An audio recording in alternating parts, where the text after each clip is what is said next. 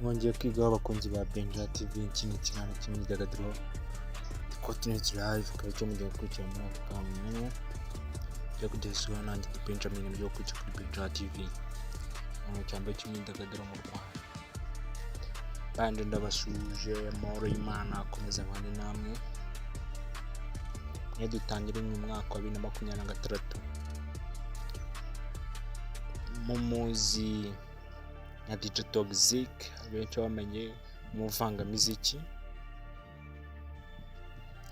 Ngubu akaba akurikiranywe ibyaha bigera muri 4 nyuma yo kugonga umuntu agatorokera i Karongi, akaza gufatwa, akaza kumurekura bagakora iperereza. No munsi yaje kuburana mu rukiko rwa Nyarugenge rw'ibanze. Toxic nawe abarizwa n'umuhanzi wundi ariko uvanga imiziki y'abandi baba bakoze mu gisate cy'abanzi cy'aba DJs. Eta DJ Toxic. DJ Toxic akurikiranywe ibyaha bigira biti bikurikira: akurikiranyweho icyaha cyo kugonga umuntu, umupolisi agapfa. Barajya gukora iperereza bakamenya nimba yarabikoze bigambiriye cyangwa atarabigambiriye, bitewe n'iri cyaha yabikoze afite, bitewe n'uko atarabyemerewe gutwara imodoka kuko nta ruhushya, nta perimi agira.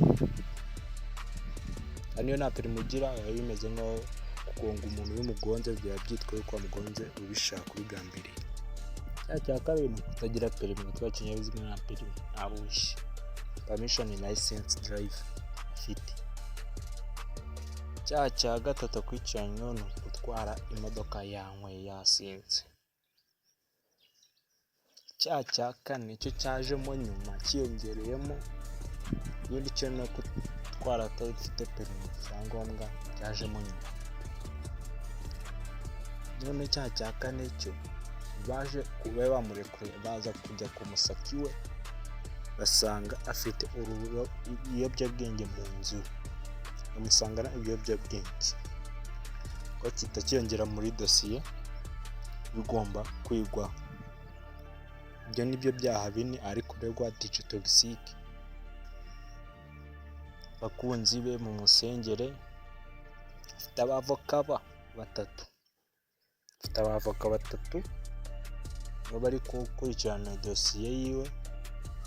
Bungwa amakuru agezweho nuko urubanza rwiwe rwasubitswe. Yaje ku rukiko rw'ibanze rwa Nyarugenge, ariko urubanza rwe rwasubitswe. DJ Toxic yari yafashwe, murabizi yuko yagonze umupolisi. Rero baraye bavanga imiziki, murabizi yuko gukora subscribe kuri Benja TV, ikiganiro Continent Live muri kuri Benja TV. Abizi yuko DJ Toxic bivugwa yuko baraye ari aho yagiye gucuranga, baza kujya kugeraho bakora after party bayiso wiwe avayo. Bavuga cyane muri Kigali University ko bashwaniwe na bagenzi be, tumana ko iyo University ifunzweho igihe gito nubwo yaje kugerera afungurwa. DJ Toxic aragenda yatwe yanyweye, tumujinya bitewe na bagenzi be bameje gushwana ko bivugwa. Batwara nono aza umupolisi aza kumuhagarika.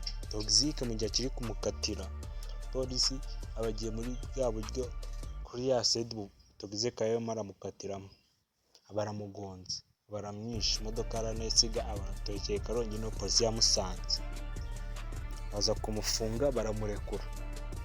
Ko baza gukora iperereza bajya kumusaka iwe, basanga afite urumogi. Nizo case enye zigenda ziyongera, sanga yatwara n'ikinyabiziga nta ruhushya abifitiye.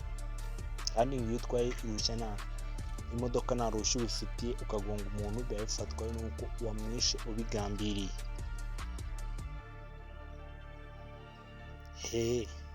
komeze mu musengere, mu muwe hafi, mu muhumurize, mwereke ko mube hafi nyine tu muri ibi bihe arimo bimukomereye. DJ Toxic ni umwe mu ba DJs bakomeye, mu bagabo bamwe bamufata nk'aho ari uwa mbere mu gihugu, cyangwa wa kabiri nyuma ya DJ Bisoso. DJ Bisoso we ni legend.